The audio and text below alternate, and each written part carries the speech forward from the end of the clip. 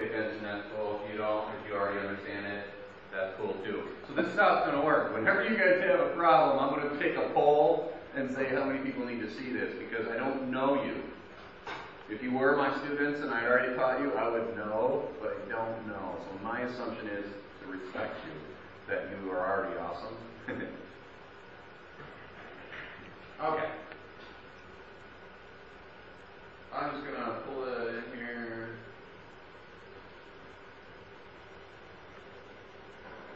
Now, normally it would be two different images, so I'm just going to mess one up real quick.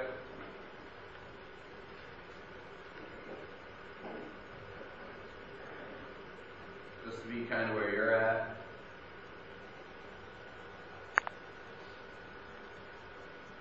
And we're going to rotate it a little bit.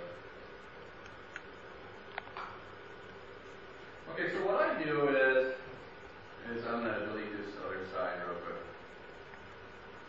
What I like to do is I take, and I leave the front the way that is. Here are my guides. Well, you got to turn rulers on. Does everybody know how to turn on rulers? Apple R turns on rulers. See that up here? That allows you to grab and drag down, and then I can come in and put these lines in. But I need to get rid of all these so I can start over. That's how you get rid of them too. You drag them off.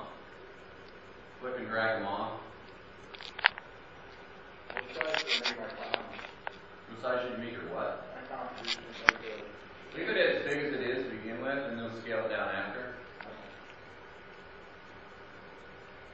I just make it double wide, the canvas double wide. You'd probably start with one image, so you go into canvas. I'll slow down. Image,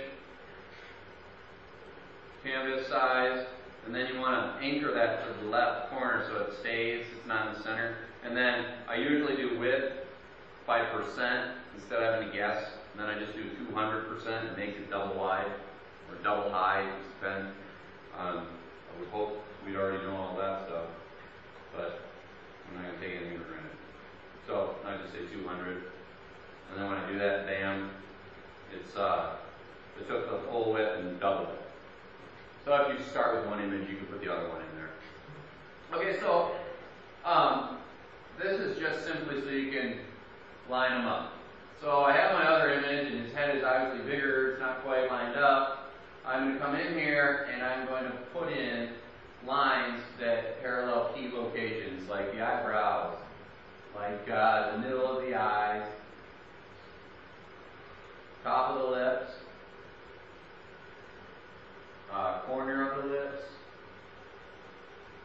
and right across it, bottom of the lips, bottom of the jaw, maybe top of the head where the hair starts.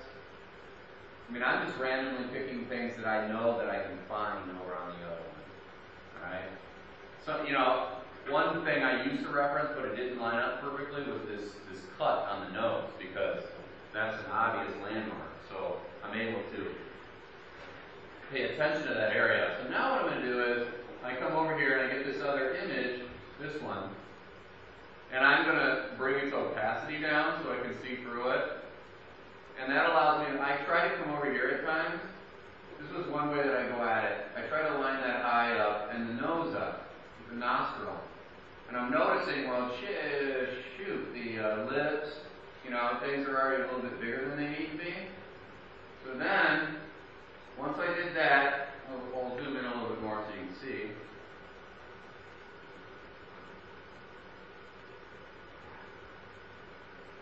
And again, maybe sometimes you mess with the opacity a little bit.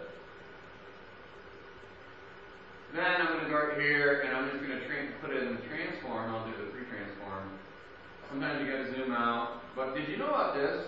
That you lock it up here, and if you grab the H or the W, it actually, you can just click that and drag it, and it does it. So you don't have to get the handles. So I just want to make sure that keychain is clicked so that things are locked together. And then I'm going to just keep adjusting this.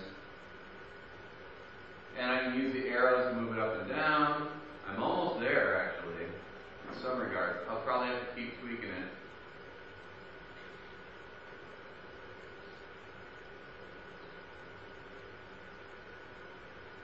about that rotation. About what? About the rotation. Oh, I'll fix that there. Yep.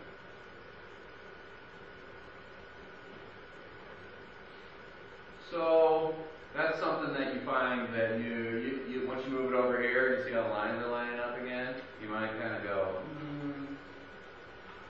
I don't think it's absolutely perfect because I think that maybe he changed his facial expression because he really wasn't cooperating very well. Why that keeps resetting? You notice that?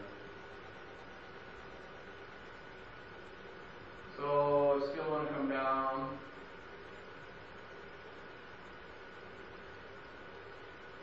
And that's good for now. And then what I'm going to do is I'm going to say, okay, just as a starting point, I'm going to crank that back up. Then I'm going to move it over. And I'm going to look at, see how this lines up. So I'm going to now try to maybe line up where the hair is, the hair top, and the eyebrow. And this is actually matching up way better than the first time I ever did it. That's actually better than the first time I set it up. Because now the line is actually going almost through the corner of the eye.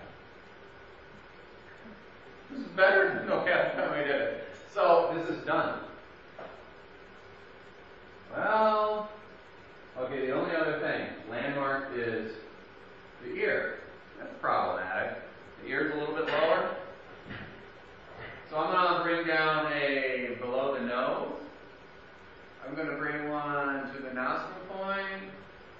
And I'm going to look whereabouts. Can't really see the ear very well anyhow on the first reference image.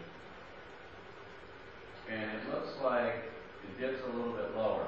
Now the problem is if I mess with that, which I'm going to, now you're going to watch the eye become problematic. So eventually you got to say, I have more right than wrong, because sometimes it just isn't going to be absolute. Not to mention our left side of our face is also different than the right side of our face. We're not completely symmetrical. So that's another interesting factor. But it's close enough. And so now I'm going to tweak this and then try to lift that up and see if I can get that ear in the same position as this other one, the same amount of space. It looks like I have just about that much. You see what it did to the rest of my alignment? It really jacked all the rest of my alignment up.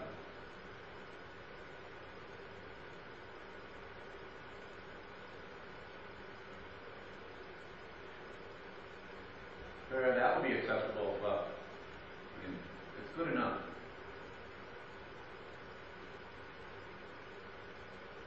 But see, now I'm running into an issue around the lip. But that's pretty good too. So the idea is I have a line here, I have this is matching in the nose, the bottom, the lip area is matching, except for right in this one. So now I've got other problems. I actually prefer that last orientation. The more you push and pull on that, and this is where you massage it. Now you can scale it again. You're going to rotate it. I just use this as a real quick way to orientate it by making it opaque, bring the opacity down, and then moving it over. And then I see my parallels. I just try to match those best I can. See now what's weird is that somehow that scab is lower over here than it is over here. So it's just a little bit problematic. But I have a little more space. Bottom of here. Now this isn't lining up properly. The nose is good though. So then I might move my pivot point to the nose. It all depends on how I'm massaging it. But you're going to want to scale it and rotate it using those lines to try to guide, and always keep going back and looking and saying, what do I got for space here? Matching up to the tip of my nose, the top of the nostril. So I'm going to move this up.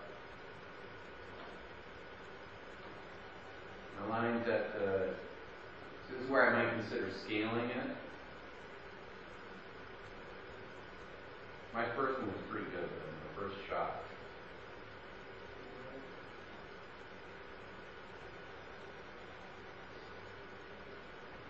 I have to take the ducts so the scab lines up above the eye.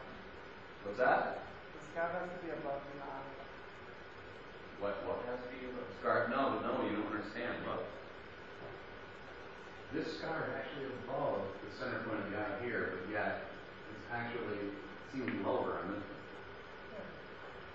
That's what they do. And so, Keep going for a little orange down the path.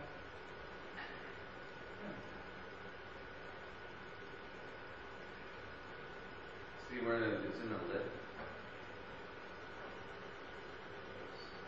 It's really not totally obsessed. The thing that I want to care most about are the lips and the nose, because that's the stuff that I really want to make match up. I'm not so concerned about the ear, because I will put that on later, and I can always move that up and down, and move that around. The nose and the lips and the eye position, and I want those to line up. And so that's why, right now, it's doing a pretty good job, actually. Tip and the tip, bottom. This is the top of that fatty part where the lip dips down. That's matching up decent. That's at the bottom. Those are good. That's at the hair. I am not going to obsess over the ear. And that's what I did in my initial. So try to just nail the profile so that the profile lines are matching up to the front. This is what's most important. Not as concerned with the ear, because again, we can always put that on and then choose to either reference the front or the side and put that on to put it in place.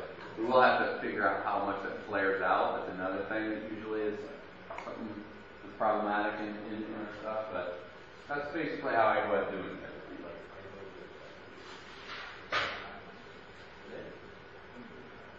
Yeah. Both sides rotate to the model? No, you only need one, but for the texture you want it because there's things you may have a scar or, you know, it just looks more real if it isn't totally split. I just totally split it for you. Yes, you can. Yep, and you want it to be evenly lit. So if you go out in that kind of lighting, or if we just do it with the light box, we want to flood the shadow away. We want to get rid of them and the low highlights, because otherwise you Photoshop it out.